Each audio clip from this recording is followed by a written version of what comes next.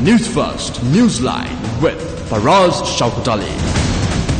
And top of the morning to you. This is Newsline, live as always from the Newsfirst studios in Dawson Street in Colombo, and of course broadcasting on TV1, part of the Capital Maharaja Group. And this morning to discuss the impact and the fallout of the arrival of the Prime Minister at the Presidential Commission of Inquiry into the issuance of bonds by the Central Bank is that vociferous politician, Mr. Azath Salley. Very good morning to you, Mr. Salley. Very good morning for us. It's now then, Mr. Salley, there's been only one topic really these last few days, and that is finally the Prime Minister arrived at the Bond Commission. At the Bond Commission and subjected himself to a form of cross-examination.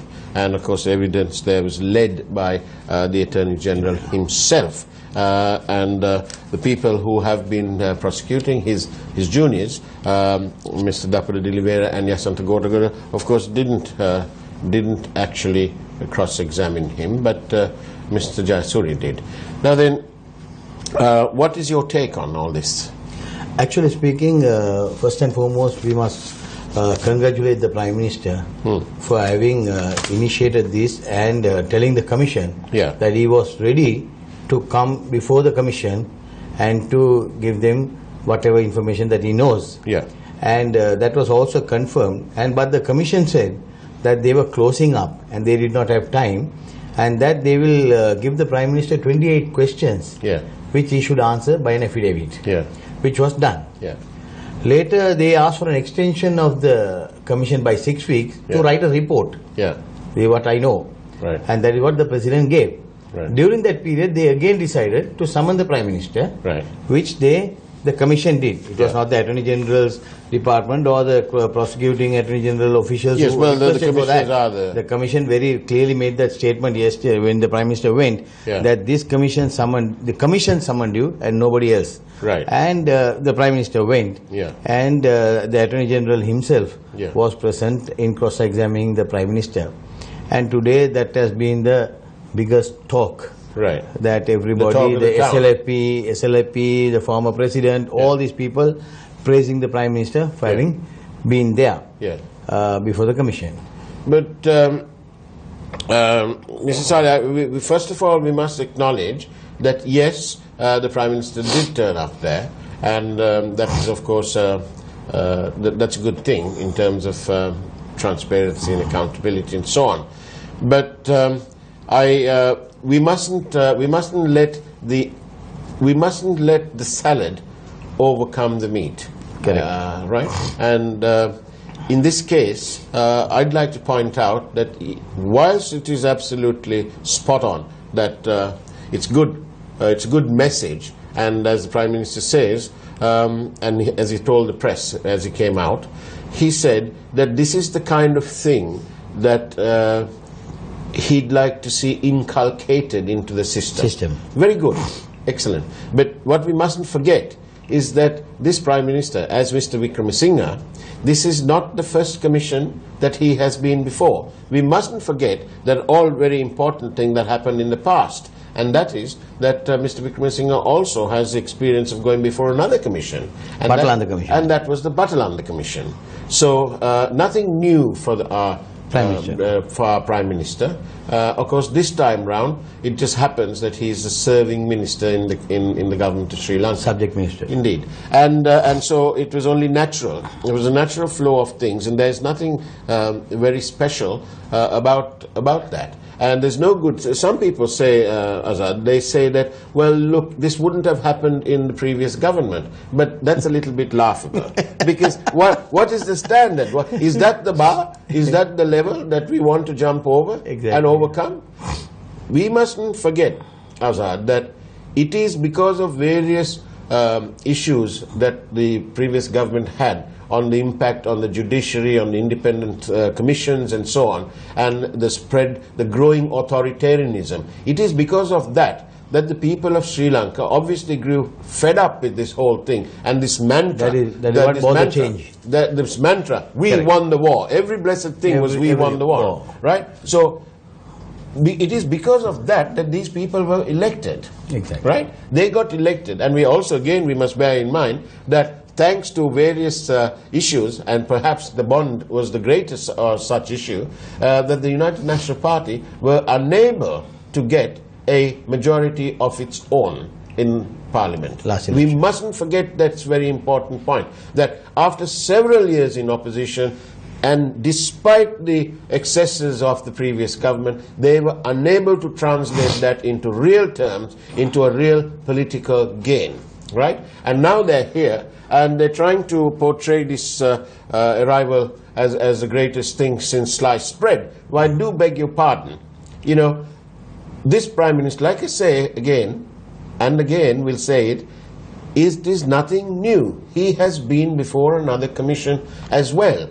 Now then, the point is, there is no gain saying that this happened it wouldn't have happened in the past, or indeed it wouldn't have happened under Chandrika Kumaratunga's government. Now see, for us, this whole thing happened, I've been telling you earlier also, when this case originally came out, the President was in London. Indeed. And the President decided to appoint a commission at that time. Yeah. By now everything would have been concluded. Yeah. But the Prime Minister had already appointed a 3-member commission. The Pitipana Committee. Yeah. And then that is how it was delayed. Now that the President reappointed another commission, yeah, and that has brought up to this level. Yeah. Now who is speaking about this is none other than Mahinda Rajapaksa. He says this is the biggest ever fraud that was in the country. Yes, yes. In the country. Yeah. So who should be blamed for that statement? Right. Is none other than Ranil Wickremesinghe as the Prime Minister. Because when they came to power in 2015, the first thing they should have done is to have an investigation into the Greek bonds. Yes. And a commission be appointed for the activities of the central bank at that time. Yeah. UNP did not do that. Yeah. Or is it that they tried and they... No, they didn't try. They didn't try at all. Now see, today's paper, the General Secretary of the SLP, UNP says that 900 million for 2018 Commonwealth Games is missing. Yeah. And now we have to investigate. You are bloody sleeping for so many months, 3 years now. Yes. Yeah. Right? Yeah. What did you all do? That's true. It's unacceptable that it's taken so long. Everything that the Rajapaksa regiment did not come under investigation. Or no proper action was taken. You see, for us, in anything, any police action, what really affects the case is the B report. Yeah. When the magistrate sees the B report, he knows which section for the man to be arrested or whether the magistrate has the power to bail him out. All these cases are putting the whole thing on the magistrate and allowing him to decide whether he should be there or he should be gone. Right. So then he has to take a decision. But then what about all these people who've been remanded and so on? You tell me, from the day this government came, did anybody get a proper sentence? Tell me one person. No. Now see, if you take Gamini Senrath, we knew the amount of money this guy made. When you say we knew, what you mean is that there was a common perception. That he was the #1 crook in that regime. Well, that is a perception. Perception. Yeah. Okay. And he was going on, and everybody knows, because he was chairman of not one place, no. He was chairman of several places, and he was running the show. And now he is taken into custody, right? And in 3 days he is released. Indeed. Right? So where is justice? So people are thinking, what the hell is going wrong? But is something wrong with the judiciary? I'm glad you mentioned the judiciary here, because isn't it true to say that had the judiciary been allowed to be independent and strong, then there would have been, I think we're paying the price now of a weak judiciary. No, it's not the weak judiciary. I'm again telling you, it is how the papers go to the judiciary. Right. When the B report is filed that way, they have no other option, and the legal luminaries, they fight, saying that this is in the hands of the magistrate. So you decide this is the case. You have the right to release him on bail. So his hands are tied. So what's the point of having a public prosecutor? This is exactly what I'm trying to say. This is exactly what I'm trying to. If they had listed out the affairs of the previous regiment, by now all these strikes, all these petrol problems, all these item issue will not be there. Why this is continuing? But then you have a person like Azath Salley who's now asking for forgiveness for what he did as Chief Justice. That's no good, because the impact has already affected the people in the country. Faraz, I told you earlier, this judgment of his, and he goes to the market, and at market only people question him, and he feels very sorry about what he did. He came openly and said, "Me Raje, me Mahinda Rajapaksa ඉරේ දාන්න නැතුව තිබ්බ මට මාව සමා වෙන්න මට සමා වෙන්න සමා දෙන්න." So what is then what did the UNP do or Kabir Hashim do? Because Kabir Hashim was the person who paid the price. 100,000 rupee penalty was paid by him. That's right. So what they should have done when the government came, they should have asked for a bigger bench and taken up that case, because he himself, the person who gave the order, is saying that I made a mistake. Never ever this has happened in this country.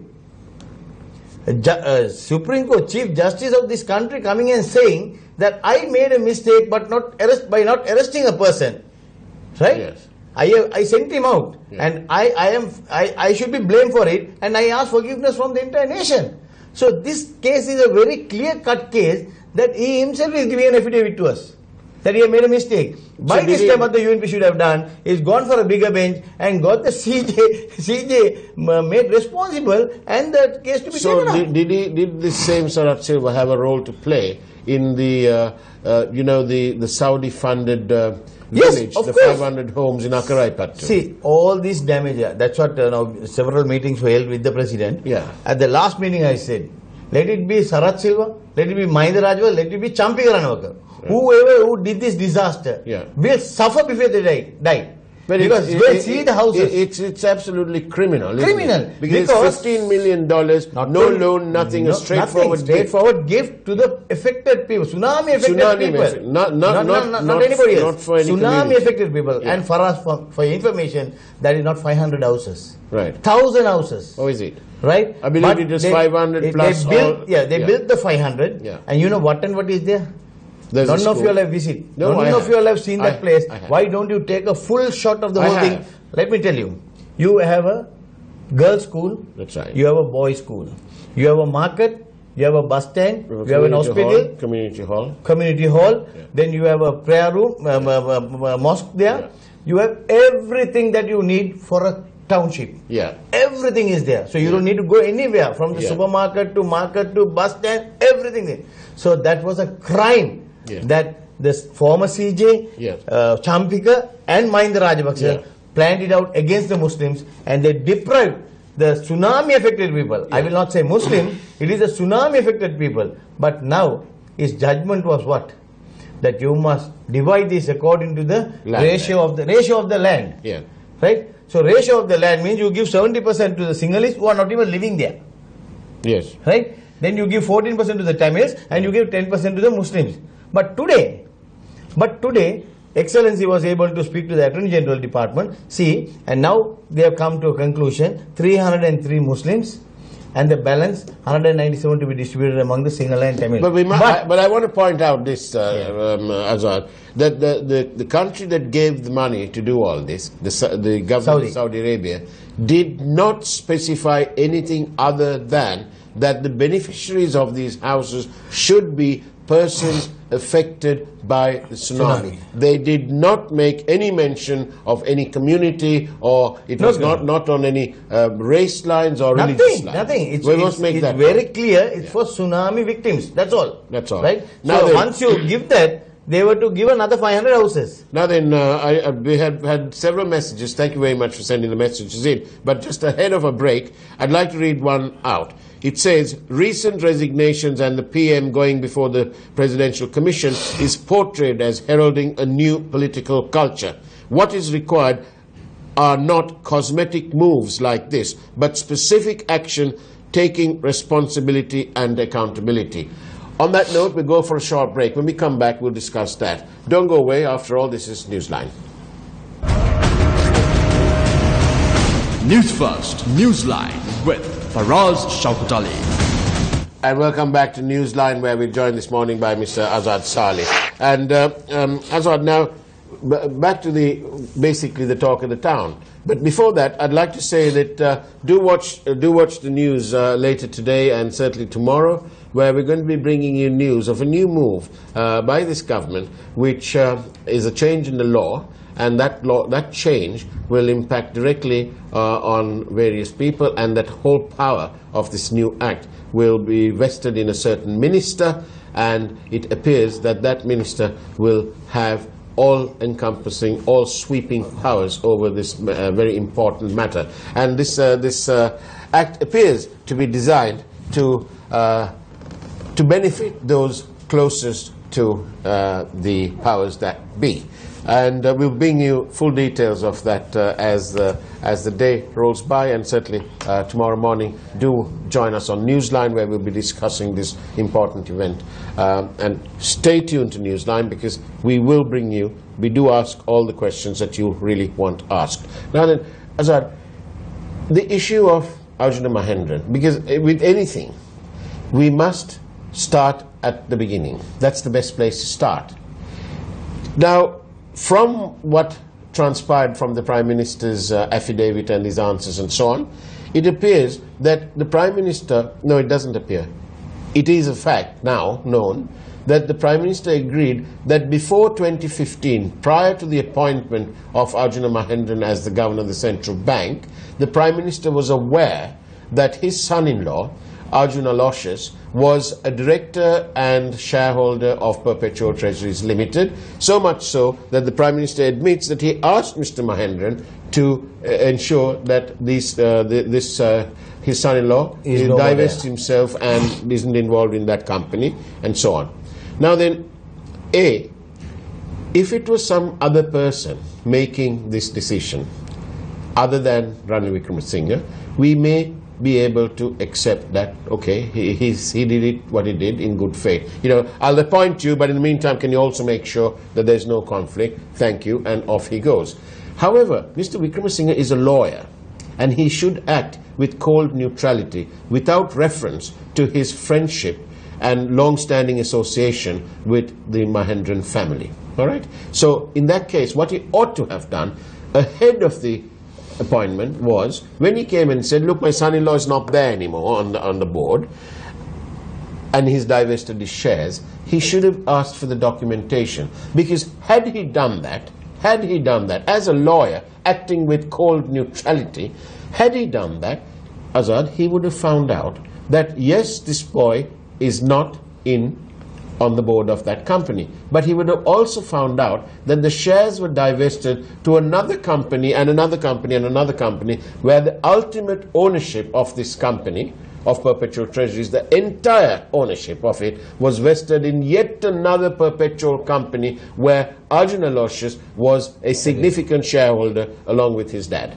Right, now that is the point, and that is the point that the Prime Minister appears to have missed. We are not trying to throw wild accusation. This is cold fact. Had he done that, he would have known for himself that this conflict of interest situation was still in play. Because Azad, we're not children here, are we? Right? We know that if a company is owned 100% by another company, and another company where you ultimately have control, to control this company down the line, you don't have to be on the board.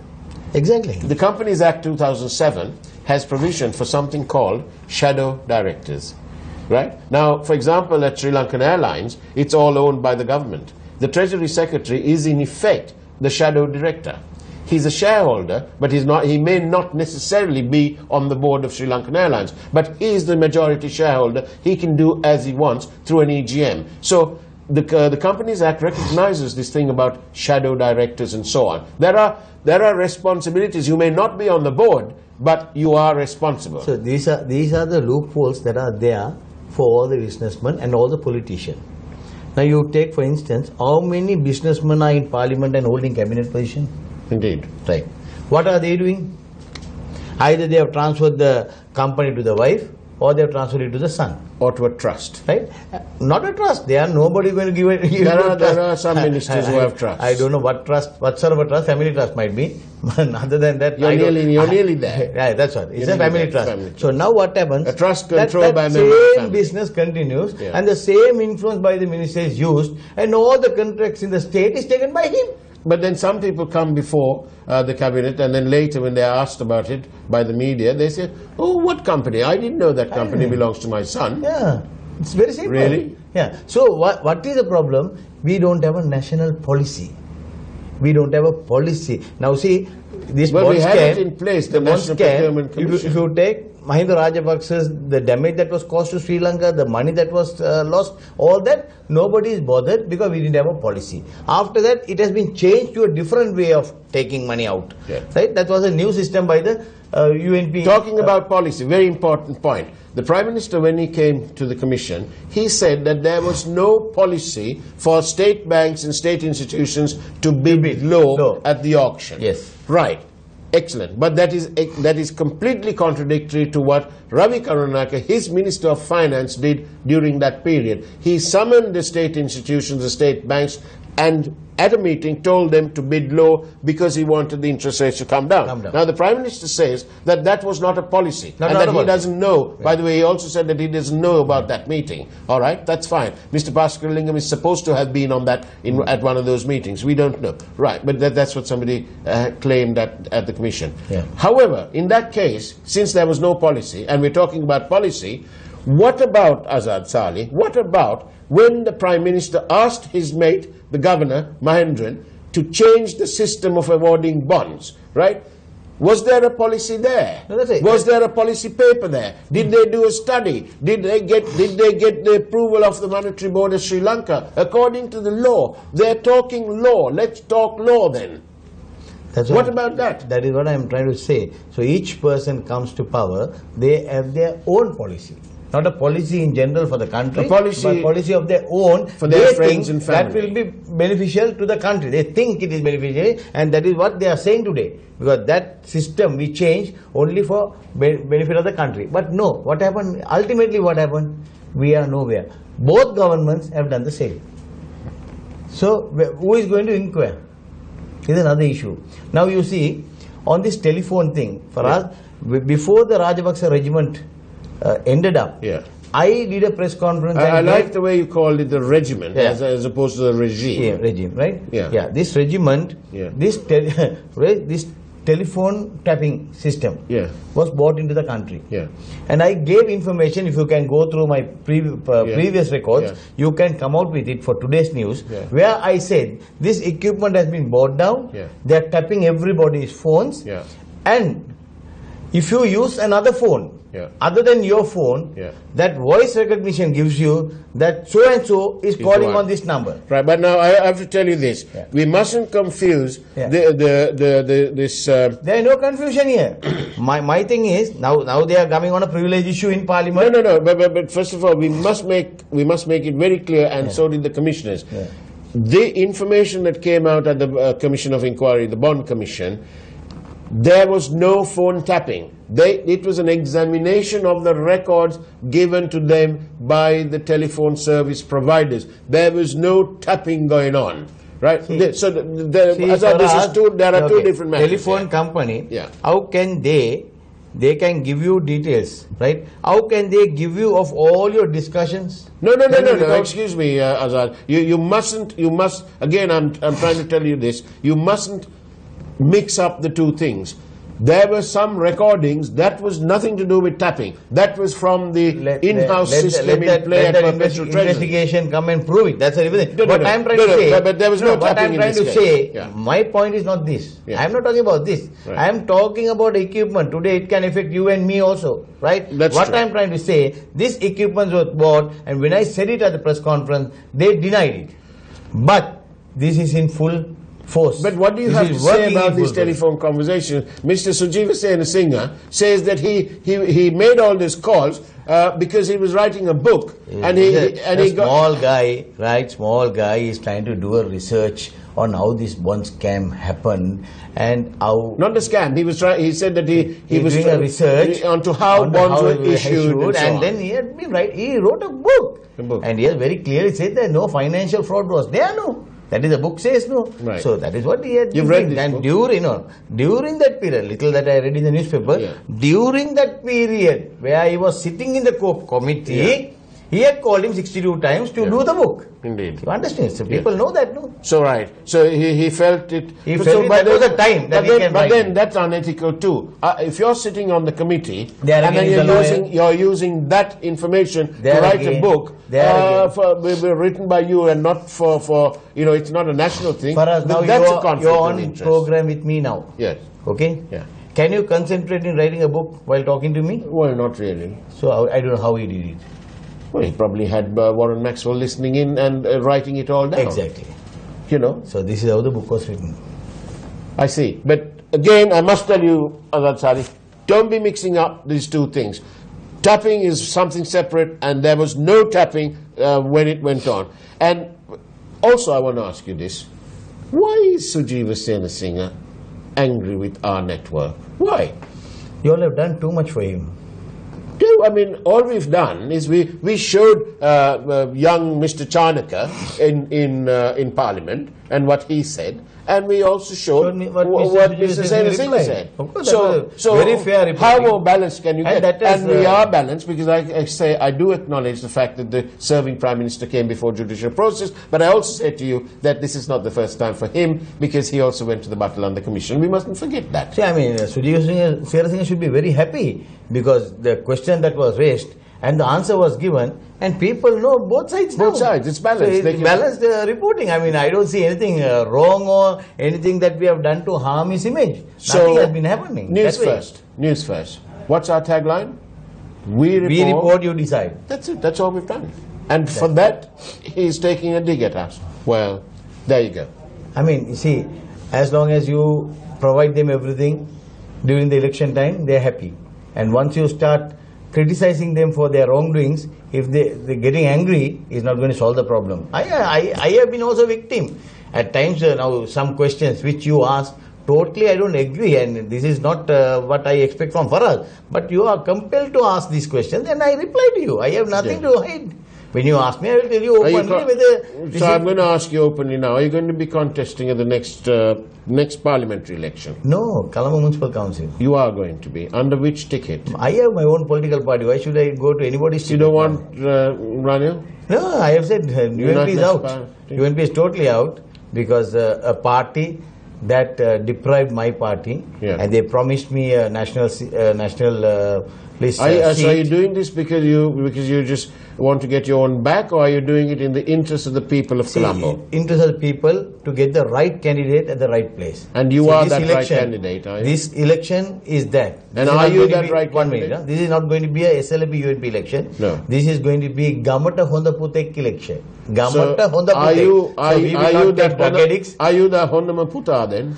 Let the people decide. I leave it to the people. They have known my service. And you all know my service, how I have been working as the Deputy Mayor of Colombo, as a councillor. But we are but a media network. Yes, I mean, so you have been reporting my activities. Yeah. So as a network, are you going to get angry with us in the future? What? I don't know. See, whenever you have criticized me, also I have never got angry with you. Faraz, last program when I came, you asked me some questions which is totally irrelevant, but still I replied and did I call you even? No, I am a person like that. But is Sujeeva angry with you now because you appear to be? Yes, I have always been that, and you appear to be our friend. I am not a friend of Sujeeva to be an enemy of Sujeeva, so I don't care a damn.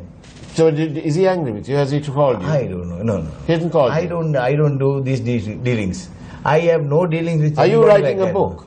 Then let me think about it, because since Sujeeva has done it, I also can spend a little time to write a book. Azath Salley, look, half an hour is all gone now. This is the problem. This is the problem. We spent about 1.5 hours to come here, and then ultimately half an hour. Shall we write a petition and ask for 15 minutes more? Exactly. You must tell at least 15 minutes more. You must ask boss to. We'll ask Mr. Daniel that day. All right, Azath Salley, thank you very much for being on Newsline. What a wonderful morning it turns out to be. And do remember that we will bring you this wonderful news where they're trying to change the rules to benefit mainly themselves. But we have to do a program on this Gintode incident. Huh? You must we'll do that. One. Yes. All right. Thank you very much. And that's about it. And that's the way it was on Newsline on Wednesday, the 22nd of November, 2017. Take care. God bless.